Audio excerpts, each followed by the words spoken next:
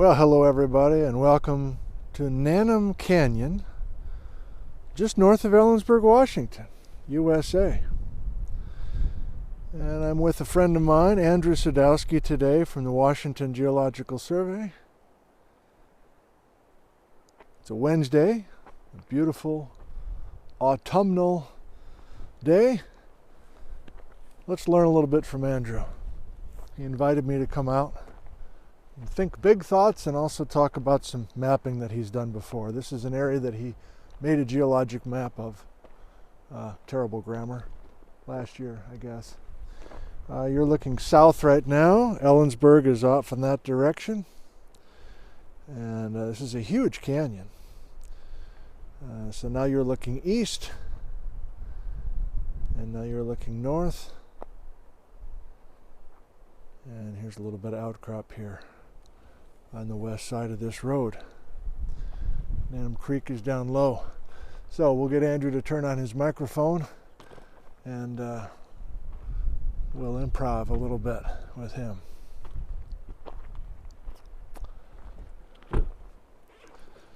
I, of course, am filming already. Let me get you going here. So this is an area, Andrew, that you did map already. When did you publish the map here, or have you published it yet? No, this map's going to be released in December. Oh, okay. December 2021. Okay, good. And so you were mapping the bedrock in here during this year, 2021? This was the field season of 2020. Okay. Field partner and I, Amy Gilliland, Uh-huh. kind of were all through this area to Excellent. parts to the, this is kind of more the western map boundary, so most of the map is in this direction, in Okay. the direction we're facing. Those are some basalt layers, it looks to be from here. So do you have some local flow names that you used on your map? Yeah, I just want to check to be sure, but the Sure. notch up there that we were talking about, Yeah, that's a cool notch. yeah, you can kind of see the green lichen on mostly the colonnade, those columns at the base, and then above it is the kind of hackly jointed entablature. Okay. That is the Sentinel Bluffs, and specifically within the Sentinel Bluffs, that's the Ellensburg Creek. Okay. And then as you get lower and below, you get into the McCoy Canyon. Okay. And then below that, you're in the Ortley. Actually, there's a sedimentary interbed between the McCoy or below the McCoy, and then you've got the Ortley. Below that, you've got the Grass Creek. Okay. Below that, you've got the Wapshila Ridge member, and below that, you've got the Mount Horrible member. And that is, we don't see the base of the Mount Horrible. Okay. So just logistically, you were up and down. Just are there roads kind of crisscrossing through there? Yeah, there's a road on top there, and so we kind of went down up, and then there's some roads down there where we went up, down, up, kind of, and there's a road at the base, as we get farther down the canyon, where we went up, down again. Okay. So there's a bunch of composite transects or traverses to kind of get the samples that we need to make the calls on what the units we're looking at. But I mean, on the scale of, right here to the scale of right here, you can see your entablature and then a vesicular top kind of. Let's there. start with the vesicular top. So that's a pretty intuitive see all thing, the right? bubbles, kind of irregularly spaced. I'm going to come behind you. Are the bubbles typically about this size in all these flows? They vary a lot. And the more variation there is, the greater likelihood that there is, it's a top. I say that with a little bit of hesitancy because there are some flows that have an internal vesicular zone, which could easily be confused with a top. So instead of seeing vesicles and then saying you're at a top, you're seeing vesicles, and then you're back in an entablature, you're still in the same flow. Huh. That is usually only a culprit in those units way up there in the middle of the Sentinel Bluffs. Okay. So, I'm putting Andrew on the spot here a little bit, but I'm just trying to give you a sense that, if we were way up there by that notch and screwing around on that face, we'd still see, a combination of features that we can kind of get to right here easily. Like my eye now is drawn. You want to come up here, Andrew? Yeah. And so right above that, like this is pretty cool. That's kind of the beginning of your pillows, maybe your pelagonites. There are some glassy bits there. Watch your step for sure. Thank you. There's even little bits of sandstone mixed in there. Ooh. Yeah, nice vesicle. So why are we so glassy here? Well, the lava's quenched when they hit the water, and so that will produce this kind of volcanic glass or tachyllite texture. Which means that this is a portion of the hot lava flow that went into some water. Right. Okay. And that's helpful to kind of put together the paleo environment for, the Miocene time. We're seeing times of, pillows here and there, and sometimes we'll see, no pillows. And so that's helpful because then we know, okay, there was water here, there wasn't water here, there was water here, there wasn't water there. Mm-hmm. And we can put together the ancient Miocene landscape. So we're not sure what flow this is, but if you wailed on a little bit of this with your hammer, whether you're in the vesicular zone, the glassy zone, or even down low in the entablature, would we be able to see any minerals? Yeah, you'd be able to see a couple, but you might not be able to see, to be able to identify what they are. You could guess and say, plagioclase, you'd be pretty right on the spot, and maybe you'd see a little bit of pyroxene, but you wouldn't be able to know if it's clinopyroxene or orthopyroxene.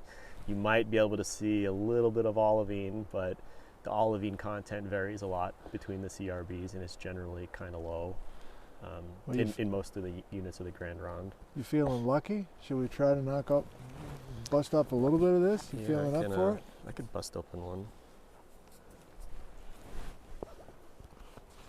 Safety first. Safety first. Oh yeah. Got the gloves. I'll do the play-by-play. Now he goes for the hammer. Now he approaches. Get this one out. Oh! I'm trying to get a good fresh surface here, but this is pretty ratty. What do you mean ratty? It's pretty weathered, so even though this is, was not exposed to the air, it's still got this kind of, veneer of I don't know, iron oxidation. It sure does. But this spot right there is much better. Okay. So this texture here that you're seeing in there, the grain side, you asked me about minerals. Yep. The crystal grains are too small to kind of make out with the naked eye, and that's why most geologists carry hand lenses. And you might be able to see a few spots with the naked eye of more mafic minerals. So that's magnesium. Some nice little sparkliness. Yeah. But for very fine-grained, although fine-grained is technically a sedimentary term, we could call this an aphanitic or apheric basaltic andesite. Sure. And if you did 74 more blocks here and knocked all those off in two, it'd probably have the same success rate. We wouldn't see much. Pretty much. Yeah. And the weathering can vary a lot between all these units. Okay. You heard of this Wapshila Ridge? Yeah, we were talking about the Wapshila Ridge, remember? Okay. I've heard about it because there was a recent scientific paper that was talking about the importance and kind of the freakish nature of that flow. First of all, what portion of this face did you map as Wapshila? I'd say a good portion of it, without having the map right in front of me to kind of do the calculation. Yeah. I'd say maybe 30 to 40% of it. Okay. Of what we're looking at. That would be kind of roughly starting from, go ahead. Let's try to see if I can guide the viewer's eyes. It's just such a nice... There's a really thick tree line. You can see the trees are very thin at the very top. Yep. Once you get below that, where the tree line starts to thicken, okay, a little bit below that, you start seeing Wapshila. Okay. And then about to where we are standing right now is Wapshila, and below us is Mount Horrible. So truly bottom to top of Wapshila Ridge member here, and ballpark number, 500 feet? More? Yeah, thickness. At least 500. At least 500 feet thick. Okay, well, I don't know if we really want to go to Jennifer Kasbaum's paper necessarily. We did look at it a little while ago. But why did she single out the Wapshila out of all these 300 flows? What was she talking about there? She was saying that it's under not just her alone, but that it is a very voluminous member of the Columbia River basalts. In fact, it comprises 20% of the volume of the Columbia River basalt group on its own. Hold it. This one flow makes up 20% of the total volume of the German chocolate cake. Yeah, and with the caveat that like we're kind of near the edge of the right now. We're kind of at the edge of the Columbia Basin, and it thickens up when it gets toward the middle. So let's say it's 500 feet thick here. At least, yeah. At least it's 1,000 feet or more. Maybe, I don't know. We didn't look it up. But what, 2,000 feet thick or whatever? It can get much thicker when you get towards Richland, Pasco.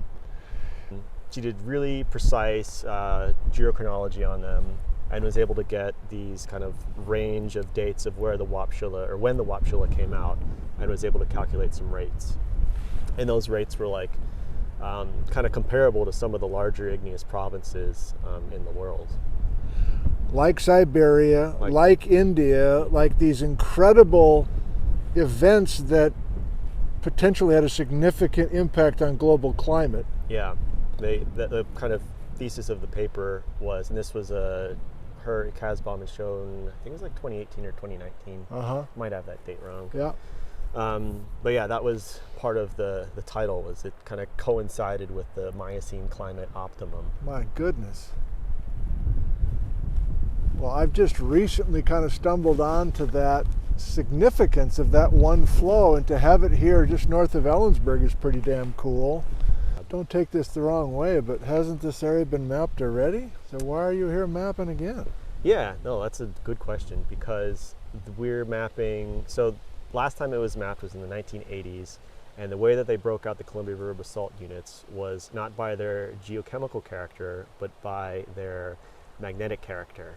So you got basically 4 units in the Grand Ronde, normal, reverse, 1, 2, it's like normal, I think it starts reverse 1, normal 1, reverse 2, normal 2. Yeah. Wapshila is the reverse 2, for instance. And so with chemistry, we're able to, and the time that has gone by since the 80s, we've really understood how the German chocolate cake is, spread into different layers, and actually has specific names now, post 1980s-ish. So we're using the chemical properties, the elemental compositions can vary by amounts from different flow to different flow, and that's how we break out the different units. And ultimately then finding faults that we didn't know existed, or... It helps us find faults. Basically it makes for a more colorful map because we have more units to put on the map. Sure.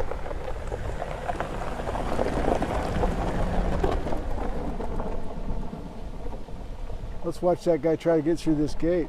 I don't know what's going to happen. This is the strangest canyon. I was just talking to Andrew about it. That this is a mammoth canyon just north of Ellensburg, but yet you just can't drive up this canyon because there's a couple of locked gates, and this guy's either discovering that right now, or maybe he's a local and has the key to get through. Andrew, being a state person, has keys.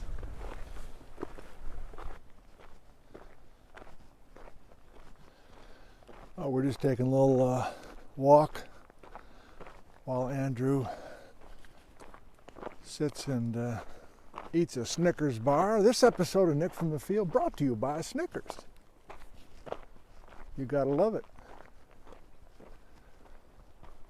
And I wanted to catch some fall colors for you here, and also point out a couple of little tips. Andrew says, put a good landslide in here.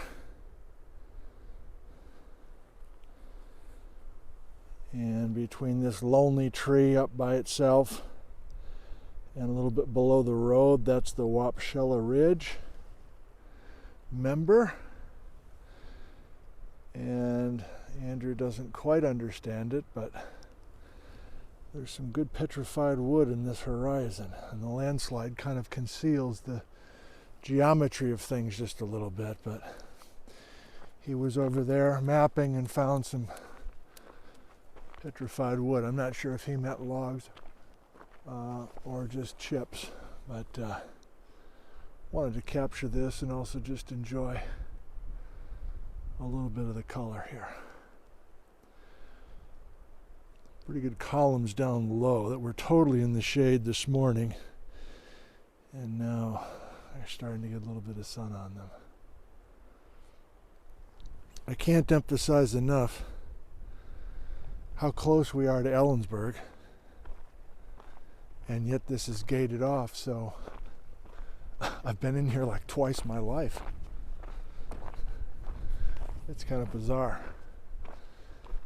to have a canyon with so many goodies in it, so close to home, and yet not easy to access. And I guess you can go two ways with that, right? If this place is super accessible to everybody, it's trashed like every other place, like literally trashed. So I guess I should be grateful that this is a little harder to get access to, and therefore it feels like a nice pristine place. How would you describe, I know you wouldn't map from here, but how would you describe just visually for us as we kind of scan this face across the way? Like, is it all bedrock from here, or are there obvious landslides to you, and how could you tell from this vantage point? Well, the landslides in Naneum Canyon are a little more subtle than the ones in Naneum Basin farther to the north. Okay, that's where we're going to go next, yeah. And so the landslides that we're kind of the landslide that we're standing on, it helps to identify it using LiDAR and using even like topographic maps, but mostly LiDAR. Yeah. So we can kind of map out the hummocky, bumpy topography in the landscape. You're trying to be polite here. You're like, there's no landslides over there. What are you doing? I mean, it's hard to see clearly through the trees, and that's why the LiDAR is helpful. So there are some smaller landslides across the way, but there's also fewer where we are now because we are kind of in this really competent Columbia River basalt rock. All right, so viewer, we're going to play a trick on you. Now we're going to go up to the upper basin, but the trick is we were just up there. So the stuff that you're going to see now is the stuff we filmed 2 hours ago, and we will see a bunch of landslides up there. Up we go to the upper Naneum, wink wink. We got a good visual for like seeing where that unconformity is. Oh, good. Yeah, do you see that like little like orange yellow tree like way out there? Like it's like a little cluster of trees. Yeah. The unconformity is a little bit above that. Unconformity. So that's the Miocene on the top with the CRB, and below is the SWAC. So everything below it is SWAC sandstone between 59 and 49 million years ago. Everything above it is Columbia River basalt lavas, 16 million years generally, but which flows are you confident are there? Confident it's at least the Grand Ronde. Grand Ronde. More specifically, maybe it's somewhere in the middle to lower.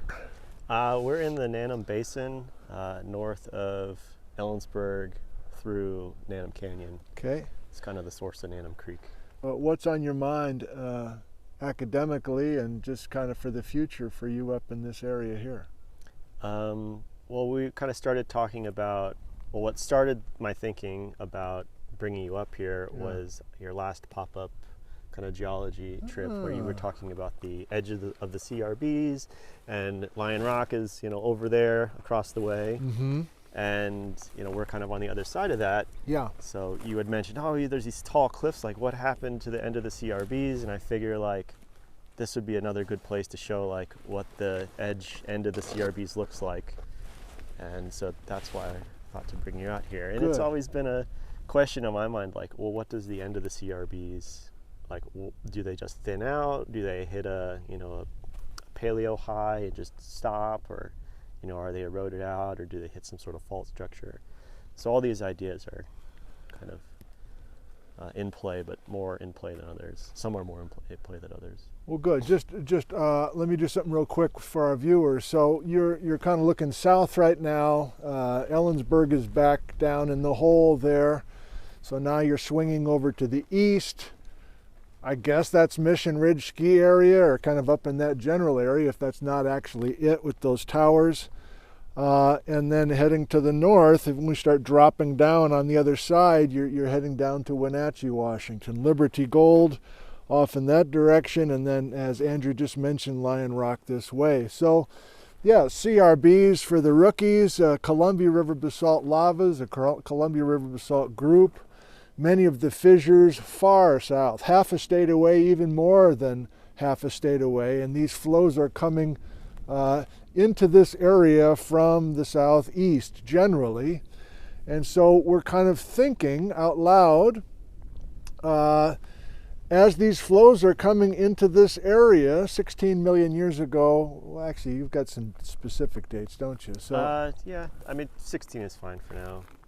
And so these flows are coming in, and we still have thicknesses. Some of these individual flows give us a feeling for right in this Naneum area what thicknesses you've mapped.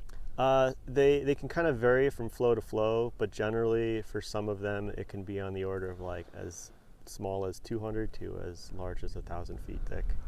1,000 feet thick. So that's the concept. Like if you've got one lava flow that's 1,000 feet thick, that's what you're saying, right? Not a collection of flows, but one flow. A collection of flows. Okay. Like a unit. Okay, so we've got a Columbia basalt stratigraphic thing that we can follow, let's say, a layer, whether you split it into some individual little flows or not. The point is we can follow these things. In some cases, they're 1,000 feet thick. Think about that, 1,000 feet thick, and then what, 3-4 miles that way, they're gone. Right. They go from 1,000 feet thick to nothing.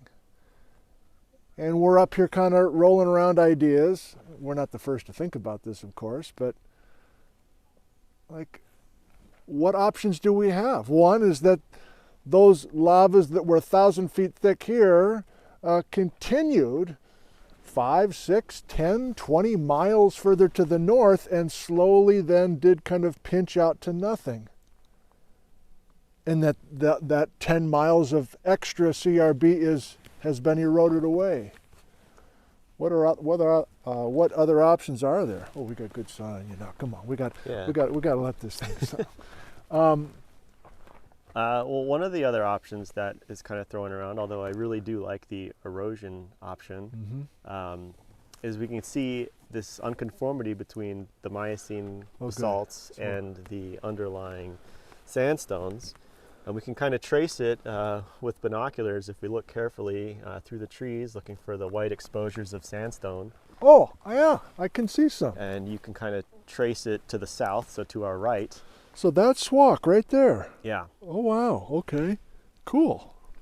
I'm sorry. Go ahead. And so if we can trace that unconformity south, you know, with a approximate dip of, 5 to 10 degrees, and we get into Naneum Canyon to the south, yeah, can we, find that can we find that contact of sorts at the surface? And as we've tried to map it, the contact is obscured by a lot of landslides around here, which are maybe the result of this lithology change here from the heavier Columbia River basalts on top of the less competent sandstones.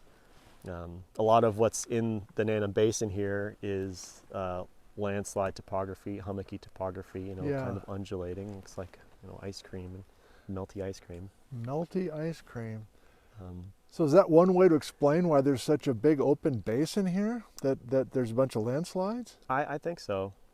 I think so. We were trying to work on that problem, a field colleague, partner of mine, and I last year, and we were kind of looking to understand some glacial processes maybe farther north in the basin, but ended up kind of understanding the landslide topography better.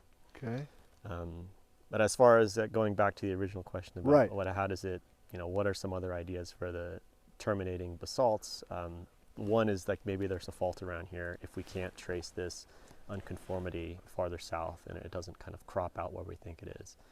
Kind of the biggest thing that I'm trying to get across is, if you're in Naneum Canyon and you're standing in the creek, you're going to have your feet on basalt. But if you're standing in Naneum Basin to the north and you're standing in the creek, you're going to have your feet on either landslide or swak formation sandstone. So that big elevation difference, between that contact has changed over, a distance of, maybe a mile or two, and is projecting a dip plane from that unconformity, sufficient to have a fault or not have a fault. That's a kind of a question. And you've inferred that because there's a lot of exposed swak formation in the bottom part of this basin, it's more prone to landslides than if we continued down, or we drove up Naneum and there weren't nearly as many landslides closer to Ellensburg. Exactly, yeah. Here dipping to the south pretty To consistently. the south. So I'll translate just for those that want to hear it again. So there's intense folding within the swak formation prior to these Columbia River basalt lavas coming in. Right. I mean, if the folding happened after the Columbia River basalts came in, they would be equally folded like the swak below, but that's not what we're seeing. But the basalts are not perfectly flat. They dip less than 10 degrees to the south. And does that 10-degree dip maintain itself all the way down into the Ellensburg area? It maintains itself up until about the range front that's north of Kittitas Valley. Yeah. Once you get to the range front, they kind of oversteepen a bit to be about 20 to 25 degrees to the south. So if you imagine it's kind of flat like this, and then it starts steepening as you go farther south. And that kind of structure is called a monocline. Okay. How about that thumb that's sticking right, it's behind the tree probably from where you are. Is that a CRB there? Oh yeah. Do you mean the one kind of at eye level or the one at the skyline? From where I'm standing, it's part of the skyline. It's like a little pyramid guy. Yeah, that's probably CRB. Okay. Right. Probably not Tianaway. Tianaway would be, I mean, that's another good question. Oh. It's like, where's the Tianaway here? Like the Tianaway's right to our left, near Liberty. Did the Tianaway make it this far over? It would be right above the swak, stratigraphically speaking. Oh, right. So maybe the unconformity up there isn't actually Miocene. Maybe it's actually Tianaway on Eocene swak. You son of a gun. You see what you did there? You just improv'd into a really interesting question. I didn't even think about that. Like, this is a little window into what's beneath the CRBs. I mean, on the most broad sense, I've been talking about, well, once you get into the Columbia River basalt, who knows what's underneath? And in general, that's true, but right here, we can see what was underneath. Yeah. The CRBs should be, and were once upon a time, through here. We're confident of that. Oh yeah. And it's been taken out, and that's what we're unclear about. When it was taken out, how it was taken out, but it's taken out nonetheless, and that's what makes this basin particularly interesting. Yeah. Oh my God, well now I want to go over there. We don't have time today, but gee whiz. Are there some feeder dikes coming through here? Don't know. I mean, I'm just asking now, like, all these tantalizing questions. Now you got me going, baby. All these tantalizing questions in the swak drainage. And even the Leavenworth Fault is not far away. If that truly is Mission Ridge ski area, which I'm starting to think pretty confidently it is, those towers aren't just general, well, I don't know. The Leavenworth Fault's just on the other side. That's a structure that goes up towards Leavenworth, Washington. Duh, that's the name. There's offset through here, but all those Eocene storylines that we were working on, I'm talking to my audience now, just off of the German chocolate cake, there might be some interesting connections of the Eocene structures, feeder dikes, chum stick type stuff coming through here. Yeah, one of the working hypotheses that like I've kind of had in mind since working out here is like some of these pre-existing structures and faults might have been, used in later times when the stress regime changed in the Miocene, or when the stress regime was like different, or when that north-south compression occurred or is occurring. So yeah, it's a possibility that we have these older faults like the Leavenworth fault and the others that you mentioned. Maybe some of the current strain and the strain of the past in the Miocene was taken up along those same structures. So they weren't faults that like initiated, but rather faults that reinitiated or reactivated.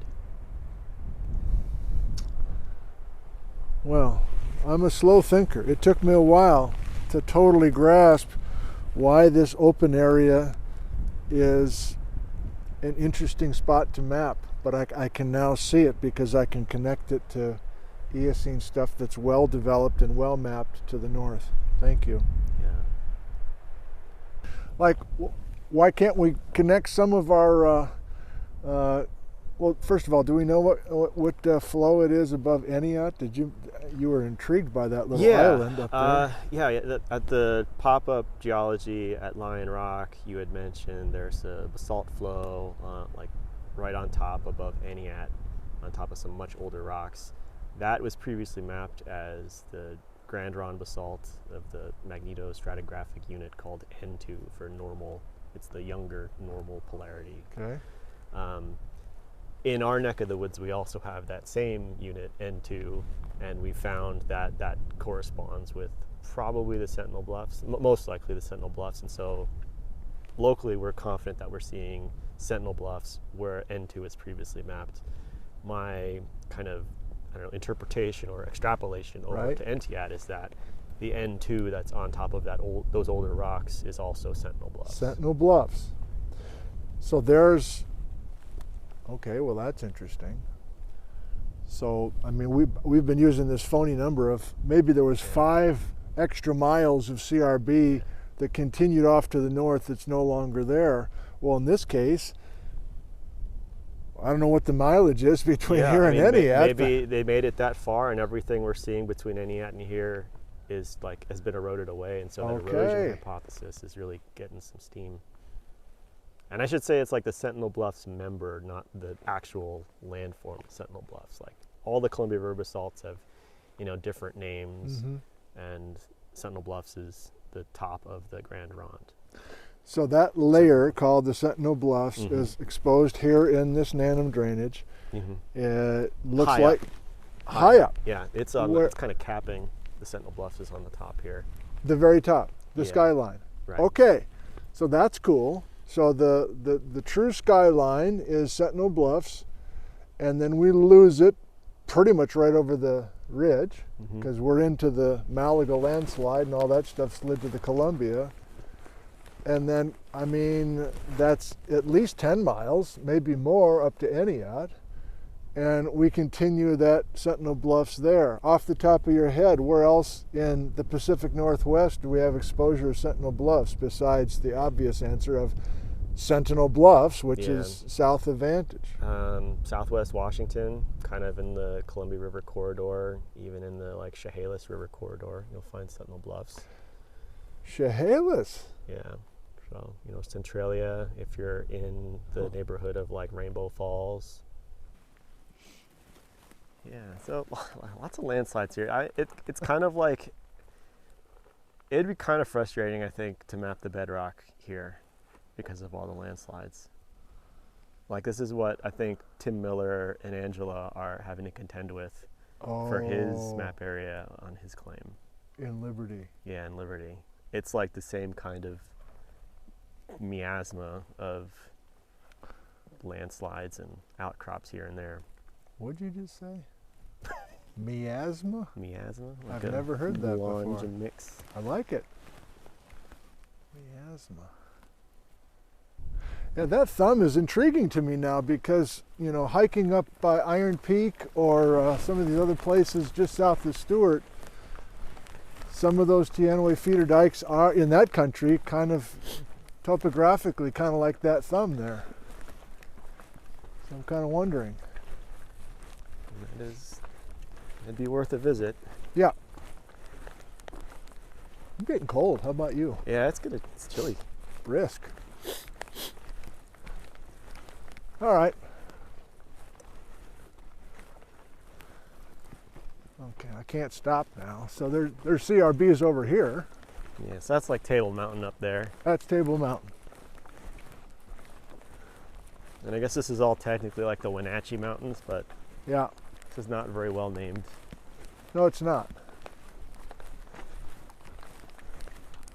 Even giving one structural name to a ridge that has two different trends to it, you know? It's confusing.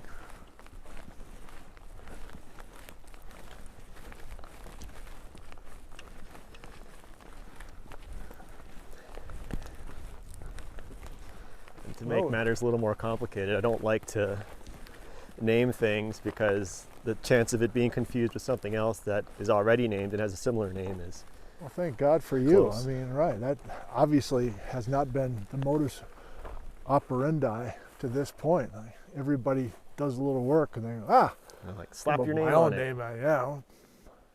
Like, nope, I'd rather not slap a name on it. Shit, man, we should have been standing here. So it's a nice spring right there. That's coming out of the landslide.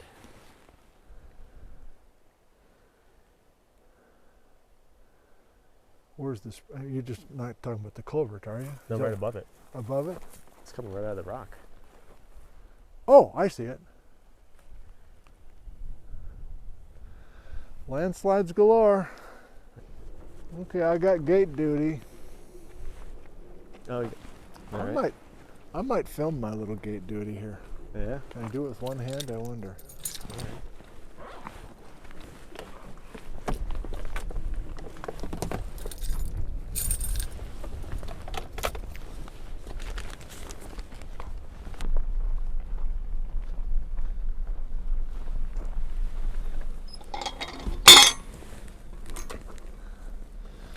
Oh boy, I'm out of hands already.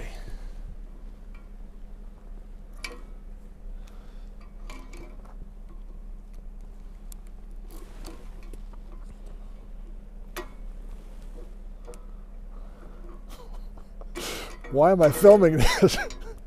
You've never seen a padlock before, I understand.